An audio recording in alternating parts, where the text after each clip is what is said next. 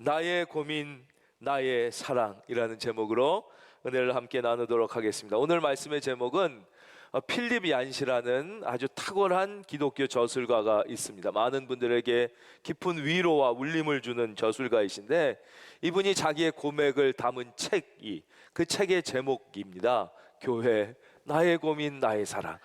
그 책 제목에서 그대로 따왔고요.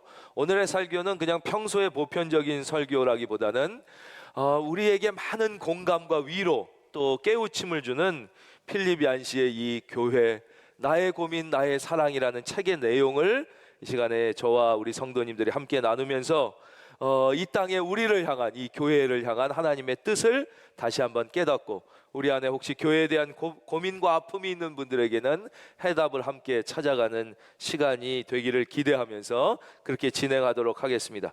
필립 얀시의 고백을 잠깐 읽어드릴게요. 나는 매주 일요일 아침과 저녁은 물론 수요일 밤에도 예배에 충실히 참석했다. 여름 성경학교, 중고등부 활동, 부흥회, 선교 집회 같은 행사는 말할 것도 없다. 나는 교회의 창문을 통해 세상을 보았다.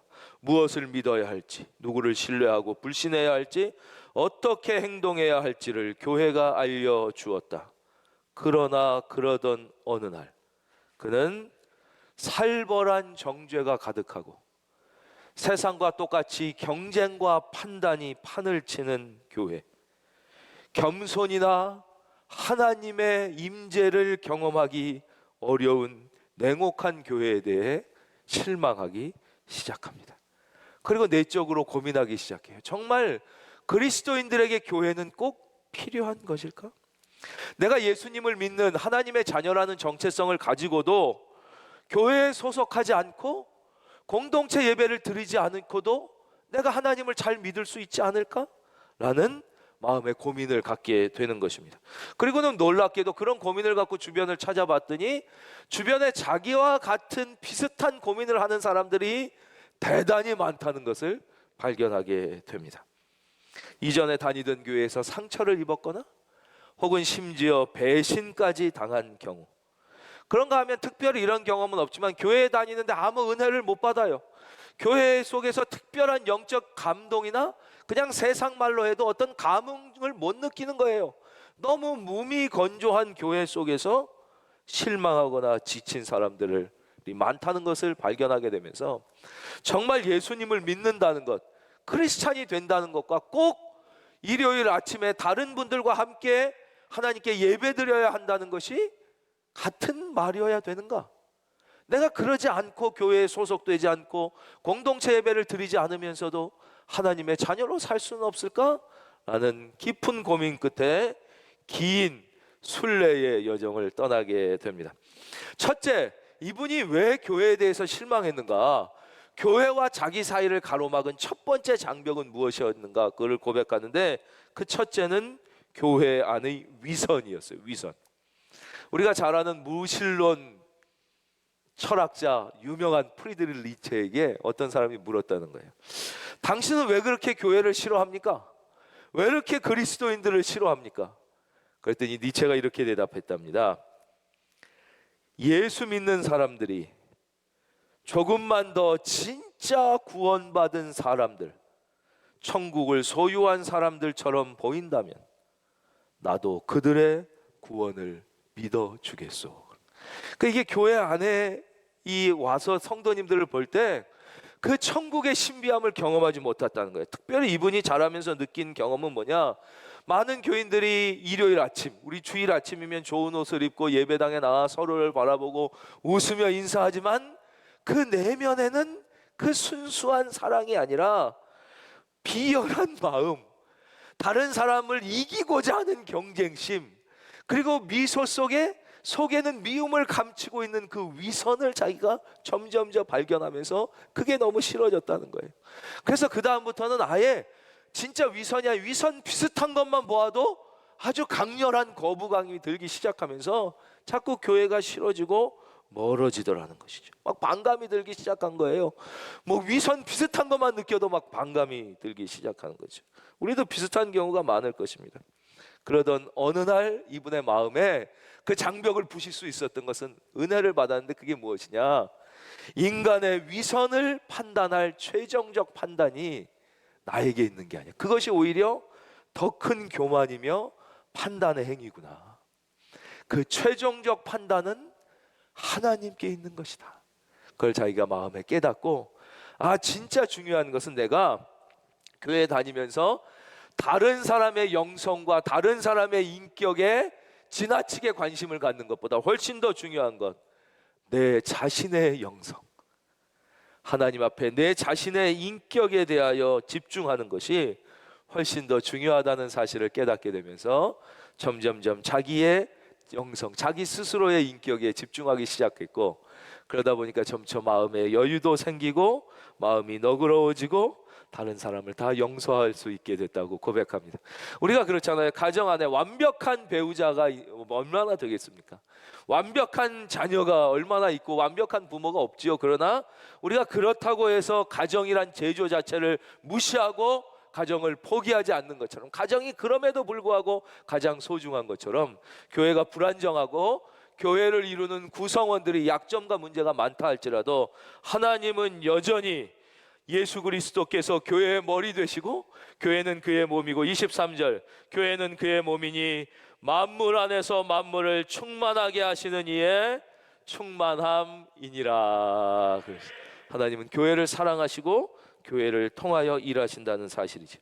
둘째, 이분이 이 교회의 장벽을 쌓게 된 두 번째 중요 원인은 문화적 장벽이었다는 거예요. 아주 쉽게 말씀드리면 이거예요. 하나님을 만나고 싶고 예배드리고 싶고 그러고 싶은데 오히려 교회의 조직이, 교회의 예배드리는 형식이 오히려 하나님을 만나고 은혜 받는데 방해가 된다는 거죠. 특히 자기가 좋아했던 게 찬송을 부르는 건데, 많은 교회들이 찬송을 형식적으로 앉았다 일어났다 하고 축축 처지고 느릿느릿하고, 실제 부르는 사람은 뭐 반도 안 되고 반은 그냥 마지못해 그냥 앉아 있고, 찬송 부르는 곡조도 너무 옛날 시대의 곡조라서 지금의 정서에 그래서 자긴 찬송을 좋아하지만 구태의연한 그런 것 때문에 찬송 시간이 지겨웠다는 거예요. 오히려 이런 것들, 그리고 자기가 참 좋아하는 게 소그룹 모임 같은 건 함께 모여서 말씀 공부하고 서로의 삶의 문제를 이야기하고 말씀 속에 답을 찾고 함께 기도해주고, 이런 건 너무 좋은데 이 공식적인 예배의 기도가 너무 형식적이고 너무 지루하고 길고 전혀 진심이 담겨지지 않은 것 같은 기도가 계속될 때 오히려 그 기도 시간에 하나님을 못 만나겠더라는 거예요. 그리고 뭐 많은 교회 예배가 그렇지만 무슨 교동문 한다고 또 일어나라 그러고 또 앉으라 그러고, 또 설교는 아무리 집중해서 들으려고 해도 재미도 없고 알맹이도 하나도 없는 것 같은 설교가 되고, 너무 사람들을 지치게 하는 수많은 순서와 광고 시간, 이게 매주 줄기차게 계속되는 게 오히려 교회의 예배 형식과 조직이 은혜를, 감동을 받지 못하게 해서 그 문화적 장벽 때문에 교회가 점점 멀어졌다는 것이죠. 그런데 어떻게 이분이 그 문화적 장벽을 극복하게 되냐? 다른 회의론자들은 그건 첫째, 당신이 교회에 대한 기대감 자체를 낮춰서 그렇다. 예배가 뭐 그런 것이지 뭐 이러고 기대를 낮춰서 문제가 해결됐다고 얘기할 수 있는 사람도 있고, 또 다른 사람들은 네가 적응한 거야. 오페라 우리가 처음 볼 때 막 지루하고 무슨 얘기인지 전혀 모르고 재미도 없지만 자꾸 오페라 여러 번 보다 보면 이게 적응하게 되는 것처럼 네가 거기에 적응하게 된 거라고 얘기할 수도 있겠지만, 자기는 아니라는 거예요. 자기는 교회만이 어떠한 방식으로도 채워지지 않는 내 안의 필요, 어떤 필요를 채워줄 수 있다는 것을 깨달았기 때문이라는 거예요. 기독교는 결코 지적이며 내적이기만 한 신앙이 아니거든. 기독교는, 믿음은 삶이며 반드시 삶이 수반돼야 참된 믿음이고 하나님을 경험하는데, 그 삶은 공동체를 통해서만 이루어지지 자기 혼자 개인으로서는 이룰 수 없다는 것이. 폴 트루니에라는 유명한 정신과 의사가 이렇게 얘기했습니다. 사람이 결코 혼자 할 수 없는 게 두 가지가 있다. 하나는 결혼이요, 또 하나는 그리스도인이 되는 것이다. 그랬어요. 그러니까 진짜 우리가 예수님을 믿는다는 것은 혼자서는 안 된다는 거예요. 나는 내게 절실히 필요한 그 무엇을 채워줄 수 있는 것은 오직 교회 안에 있음을 마음 깊이 느낀다. 잠시 내가 교회를 떠나 있을 때면 고통받는 쪽은 언제나 나였고, 믿음이 점점 시들었고, 거북이의 등껍질처럼 딱딱하게 내 내면의 사랑이 굳어져 갔고, 그것이 점점 더 내 스스로를 찌르고 아프게 했다는 것이죠. 그리고 이분은 이제 그 책의 핵심에서 어떻게 자기의 신앙이 회복되고 교회에 대한 뜨거운 사랑이 회복되는가, 즉 나는 어떻게 교회 회의론자에서 옹호론자로, 구경권에서 참된 참여자로 바뀌었을까? 나는 왜 교회에 대한 태도를 바꿨을까? 그러면서 자기가 교회에 대한 바른 시각을 깨달았기 때문이라고 고백해요. 바로 시간이 가면서 나는 교회에서 무엇을 보아야 하는지를 깨닫고 배웠기 때문이다. 어렸을 때는 이제 우리가 학교를 골라 다닐 수 없는 것처럼 교회에 대한 선택의 여지가 없었죠. 뭐 지금도 아주 작은 지역 공동체에는 교회를 선택할 수 없는 지역에 있는 분도 물론 있겠지만 지금은 이제 안 그렇거든요. 그래서 자기가 중요한 것은 내가 최선을 다하여 진짜 교회를 제대로 볼 수 있는 눈을 가질 수만 있다면, 바른 교회를 찾고 그 교회를 섬길 수 있는 열쇠가 바로 내 안에 있음을 깨달았고, 중요한 것은 내가 교회를 바라보는 내 시각이었다는 거예요. 나는 교회를 대할 때 위를 올려다보고, 첫째, 둘째 주위를 둘러보고, 셋째 밖을 내다보고, 마지막으로 안을 들여다봐야 돼. 이 네 가지, 지금부터 이제 이 네 가지를 함께 설명드리면서 나눌 건데요. 교회를 볼 때 첫째 위를 바라보고, 둘째 주변을 둘러보고, 셋째 밖을 내다보고, 마지막으로 내 안을 봐야 된다는 거예요. 교회를 겨우 참고 견디던 내가 교회를 사랑할 수 있게 된 것은 바로 이 새로운 시각 덕분이었다. 첫째, 위를 올려다본다는 게 무엇이냐? 우리는 많은 경우 예배를 드릴 때 이 앞에 서서 찬양하고 말씀을 전하는 사역자들이 마치 무대의 주인공인처럼 극장에서 뭐를 보는 것처럼 예배 드린다는 거예요. 키에르 케코르가 뭐라고 그랬느냐? 많은 사람들은 마치 예배를 극장에 와 있는 것으로 착각한다. 그러나 오히려 예배는 그 정반대다. 우리는 내가 관객이고, 목사가 설교를 통하여, 사역자가 이런 앞에 이런 프로그램을 통하여 나에게 뭔가를 보여주는 거라고 착각하는 거예요. 그래서 좀 설교가 재밌고 내가 얻을 만한 것이 있다고 생각하고 찬송이 좀 내 마음속에 부르는 사람이 좀 멋지고 감동되면, 아, 오늘 은혜 받았다, 오늘 예배 잘 들었다고 생각하지만 그것이 아니라는 것이죠. 예배에 있어서 유일한 관객은 오직 하나님 한 분, 하나님 한 분만이 예배에 있어서 유일한 관객이시고, 누구냐? 바로 내가 예배를 드리는 거예요. 그러면 이 앞에 사역자, 그리고 이 많은 음향, 이 무슨 영상, 이 건물, 이 모든 것은 무엇이냐? 사역자는 그 내가 하나님 앞에 예배를 잘 드릴 수 있도록 무대 뒤에서 이 배우에게 이렇게 지시해주고 도와주고 이렇게 대사를 이렇게 큐해주는, 사실은 보조적 도움을 주는 사람에 불과한 것이죠. 이 모든 그것을 자기가 깨닫게 된 거예요. 아, 진짜 중요한 것은 예배에서 내가 관객이 아니라 하나님께서만 내 예배를 받으시는 관객이시고, 내가 혹시 주인공이라고 착각했던 목사나 사역자들이나 예배 진행자들이나 다른 것들은 제대로 예배드리고 하나님을 만날 수 있게 도와주는 부속품에 보조적 장치에 불과하다는 것을 깨달은 것이, 즉 예배를 마치고 나갈 때 가장 중요한 것은 내가 이 예배를 통하여 무엇을 얻었느냐가 아니라 오늘 하나님께서 기뻐하셨는가, 오늘 하나님께서 나의 예배를 기쁘게 받으셨는가, 이게 가장 중요한 질문이 돼야 된다는 것입니다. C.S. 루이스라는 분의 말은 여기서 우리에게 많은 도움을 드리는데요, 우리는 때로 별로 그렇게 수준 높지 않은 찬송이나 수준 높지 않은 순서를 성도님을 통하여 하게 할 때가 있어요. 우리 교회도 그래요.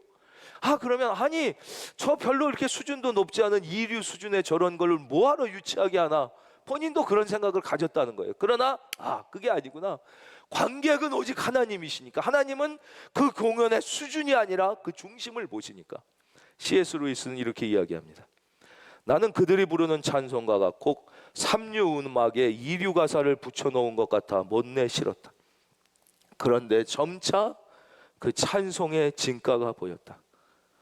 허름한 고무장화를 신고 건너편 좌석에 앉은 한 노인 성도가 그 찬송을 함께 혼신을 다해 부르며 은혜 받는 모습을 보면서 나 자신은 그 장화를 닦아줄 자격조차 없다는 생각이 들었다. 그 찬송가가 나를 자만심에서 벗어나게 한다.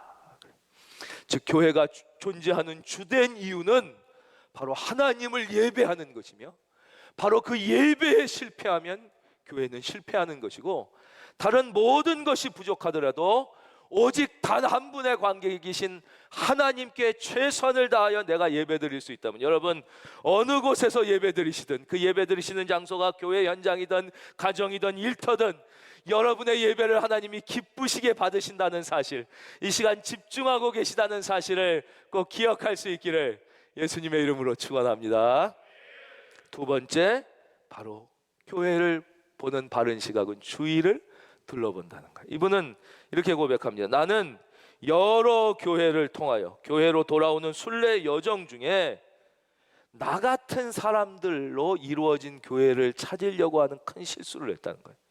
나와 비슷한 교육 수준, 나와 비슷한 성향, 나와 비슷한 예배 형식에 대한 취향, 그런 음악과 예배와 설교에 대한 취향이 있는 사람들이 모여있는 교회가 나랑 잘 맞는 교회일 거라는 큰 착각을 했다는 것이죠. 그리고 그런 교회가 아니면 싫어했다는 거예요. 그것을 나중에 돌아보니까 이거야말로 진짜 자기가 너무나 싫어했던, 상처받았던 교회의 모습, 즉 나와 조금이라도 다르면 차별하고, 나와 조금이라도 다르면 배척하며, 내 생각과 다르면 짓밟으려고 했던 그 내가 너무나 싫어했던 그 교회와 교인들의 모습을 자기가 갖고 있었다는 거예요.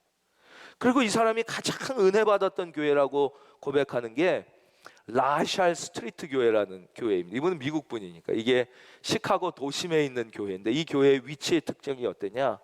한쪽은 시카고에서 제일 부유한 동네고, 한쪽은 시카고에서 제일 경제적으로 어려운 동네에 딱 중간에 이 교회가 있었다는 거예요. 그래서 아주 다양한 사람들이 교회에 왔다는 거죠. 노숙자도 있고 글을 읽을 줄 모르는 문맹의 저교육자들도 있었대요. 근데 참 좋은 것은 이 교회가 이제 주일마다 음식을 해서 이렇게 음식을 나누면 그 음식을 먹으러 이렇게 많은 노인들도 오시는데 그 오시는 분들이 흑인이 거의 반인데 백인도 또 거의 반. 이 백인과 흑인이 오직 교회 안에서 한 식탁의 공동체를 이루더라는 거예요. 그리고 그 교회에 보면 뭐 앞에 말씀드린 것처럼 문명인도 문맹인도 있고 노숙자도 있고 뭐 어려운 분들도 많았는데, 동시에 최고의 명문 대학인 시카고 대학, 놀슨 웨스턴 대학이 바로 옆에 있어서 그 최고 명문 대학의 교수님들이나 박사 과정에 있는 학생들이나 의사, 변호사, 또 고등교육을 받은 많은 전문직 종사자가 그 교회에 같이 섞여 있었다는 거예요. 이걸 보면서 야, 진짜 교회란 무엇인가? 자기가 거기서 너무나 은혜를 받은 그게 뭐냐? 문맹인과 노숙자, 못 배운 사람들과 최고의 고등교육을 받은 전문직 종사자들 모두에게 강력한 영향을 미치는 복음의 탁월한 능력. 이야, 복음이라는 게 정말 놀랍고, 왜냐? 교육 수준에 상관없이, 경제 수준에 상관없이, 직업에 상관없이 모든 사람에게 놀라운 삶의 변화를 주는 복음의 능력을 자기가 여기서 깨닫게 됐다. 여러분, 하나님의 복음은 살아있습니다. 하나님의 말씀은 살아있습니다. 교회는 그 복음의 증거자가 되어야 할 줄로 믿습니다. 그것이 진짜 교회구나. 그러면서 자기가 다시 교회를 이해하게 됐다는 것. 세계 역사상 유대인과 이방인, 남자와 여자, 종과 자유인이 대등한 자격으로 모인 최초의 기관이 이게 교회였구나. 초대교회, 모든 벽을 허물어서 대부분의 다른 종교와 달리 남자와 여자를 동등한 자격으로 초청하고 환영한 유일한 곳 교회. 가장 민주적이었다는 그리스 사회에서조차도 노예를 제외시킬 때 그리스도인들은 노예를 받아들였고, 유대교는 인종과 성별로 예배자를 차별했지만 교회는 주님의 식탁에 인종과 성별 차별 없이 둘러앉았고, 로마 사회조차도 남성 위주, 귀족 위주였지만 바로 교회는 가장 약하고 가난하고, 그리고 그 당시 가장 천대받던 여성들에게 똑같이 지도자의 자격을 부인했음을 깨닫게 됐다는 것이죠. 즉, 교회를 보는 두 번째 시각은 주위를 둘러보고 다양성을 포용하고 나와 다른 사람을 이해할 수 있는 것, 그것이 좋은 교회이며 자기가 그런 교인이 되어야 된다는 것을 깨닫게 됐다는 것이죠. 세 번째, 바로 밖을 내다보는 눈을 배웠다는 것입니다. 윌리엄 템플 대주교는 이런 말씀을 하셨어요.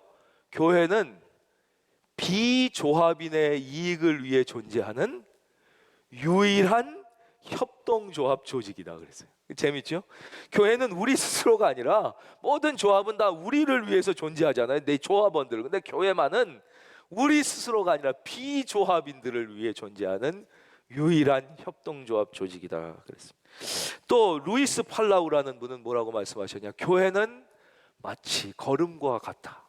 뭐 흙냄새 나는 비유를 하신 거예요. 뭐냐? 걸음은 한 곳에 쌓여 모여 있으면 안 좋은 냄새를 풍긴다. 그러나 이 걸음이 골고루 뿌려졌을 때 그 걸음은 역할을 하며 풍성한 과실을 맺게 된다. 마찬가지로 교회는 교회 안에 인력과 재력이 한 곳에 교인들 안에만, 교회 안에만 모여 있으면 오히려 세상에 냄새나는 존재가 될 수 있다. 그러나 교회에 이 가진 하나님의 축복들을 걸음처럼 세상으로 나눌 때 교회는 수많은 과실과 열매를 얻는 귀한 쓰임 받는 존재가 된다, 그런 거죠. 그러면서 이게 이제 선교적 사명이에요. 밖을, 해외 선교, 국내 선교, 군 선교, 뭐 어려운 분들 선교. 근데 이분이 여기서 은혜 받은 것, 내가 진짜 또 중요한 건 뭐냐? 교회가 많은 교회들이 이렇게 선교를 한다고 그러는데 잘 못하는 것들이 있더라. 그게 뭐냐? 주변에 가까운 지역 사회들을 돌보지 못하는 경우가 있는데, 자기가 볼 때는 이 먼 곳 선교 못지않게 더 중요한 게 가까운 지역에 있는 사람들에게 교회의 사랑을 나누어 주는 것이다 그랬어요. 그래서 이 교회에서 글을 읽을, 거기 이제 문맹인들이 많고 그분들에게 글 가르쳐 주는 프로그램을 하고, 또 이제 명문대 학생들이 많으니까 1대1 어려운 가정의 애들에게 1대1 우리로 치면 에듀투게더 같은 프로그램을 그 교회에서도 했다는 거 하고, 무료 변호 프로그램을 하고, 한부모 가정 극빈층 노인을 위한 지원 프로그램을 하면서 교회가 뜨거워지고 은혜가 생기고, 이 정말 오아시스에 사람이 모여들듯이 진짜 이 영혼들이 모여들기 시작했다는 거예요. 이것이 하나님이 기뻐하시는 교회다. 그리고 하는데 참 놀라운 사실이, 우리 요즘에 우리나라도 개랑 고양이 같은 거 키우는 분들이 많잖아요. 이 개, 고양이 먹으라고 팔리는 사료들이 있는데, 놀랍게 이 사료, 개, 고양이 사료의 3분의 1이 사람이 먹는 음식을 살 형편이 못 되는 극빈층 노인들에게 팔리고 있더라는 거예요. 그런 분들이 있더라. 그 너무 어려워서 그 사료를 사서 먹는 사람들이 주변에 있다라는 사실을 알게 됐다는 거예요. 이 도움. 그러면서 더욱 이 극빈층 노인들을 위한 이런 섬김 사역을 시작하게 되면서 우리 스스로가 은혜를 받고 지역 사회의 영혼들에게 귀한 사랑을 전하게 됐다 고백합니다. 마지막 바로 안을 들여다보는 것이죠. 하나님이 나를 사랑하시는 것은 내가 어떤 자격이 있어서가 아니라 온전히 그분이 은혜의 하나님이시고, 은혜의 하나님을 믿으시면 아멘. 하나님 자체가 은혜의 하나님이시고 하나님은 사랑이시기 때문이라는 걸 진심으로 믿게 되면서, 진짜 내가 안타까워하고 아파했던 가장 큰 그 소위 말하는 그 사람들이 떠나게 되는 교회의 가장 큰 특징은 무엇이냐? 은혜의 부재이구나. 은혜가 없어서이다. 그럼 은혜란 무엇이냐? 그러면서 이분은 그럼 은혜가 아닌 비은혜를 생각하게 되는 거예요. 바로 비은혜, 경쟁과 판단과 서열의 세상, 이게 바로 비은혜의 세상. 즉 내 안을 들여다본다는 것은 무엇이냐?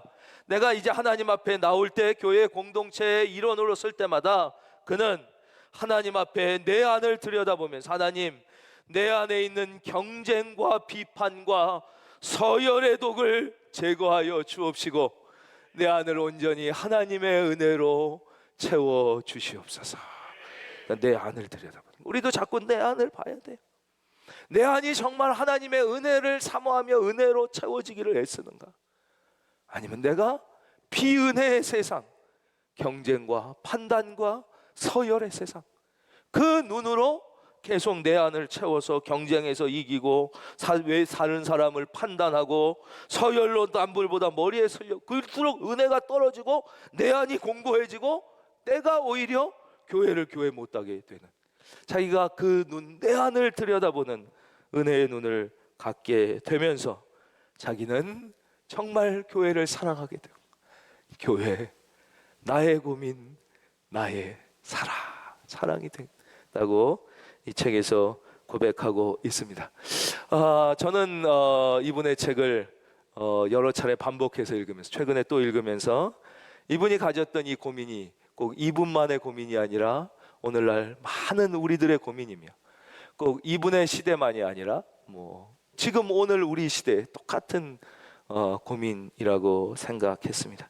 혹시 우리가 오늘 이 말씀을 통해서 이 필립 얀시의 나의 고민 나의 사랑 교회, 이 책의 내용을 통해서 단 한 분이라도 마음속에 위로를 받고 교회에 대한 사랑이 회복되고 그리고 참 교회에 대하여 깨달을 수만 있다면 오늘 하나님은 정말 하늘에서 춤을 추시며 그 한 영혼 때문에 기뻐하시리라고 생각합니다.